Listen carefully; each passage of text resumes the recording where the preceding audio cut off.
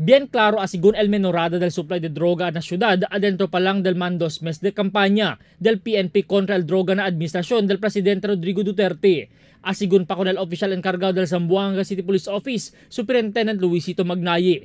Bien notable maskin tiene siyempre cuantos mga drug dependents el ta continua entra na negosyo del droga maskin sila yaman surrender ya. Meron pong sabihin nating bumalik, pero hindi naman po sabihin nating malalaking bilang.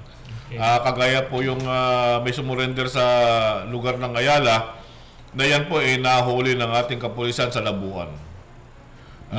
Kaya nga po sinasabi ko na yung pong kanilang pag-surrender ay hindi po kasiguruhan na tayo ay aasa na talagang sila'y tuluyang magbabago.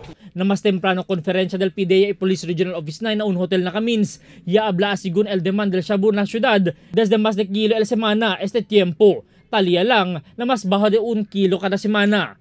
Ya puede también identificar más temprano la autoridad que puede siempre hace entra droga por medio de uso del Zamboanga International Airport. Pero mismo el General Manager del CAAP, Dr. Muhammad Nagarascal, ya habla que tormento más ese sucede, siendo bien afretado ya el di la seguridad este tiempo na ayuda del PDEA y del PNP. Ya segunda pa con el mga grande operasyon del bypass operation del Zamboanga City Police Office y PDEA mas temprano, donde hindi lang majutay sa chase, el tapade sila recovery ng mga suspetsaw. Sino mga grande pakete del shabu, que tiene valor, que hindi mas taabahan na 100,000 de pesos. Ta-anticipa el PNP que mayoría del mas de 8,000 mga surrenderies, el tiene pa syempre tabira na di lamang malbisyo. Pero el PNP habla, que monitor ya sila con donde tiene kanila, yamuri después imbesti na di lamang operasyon. Albert Luna, Dateline Zamboanga.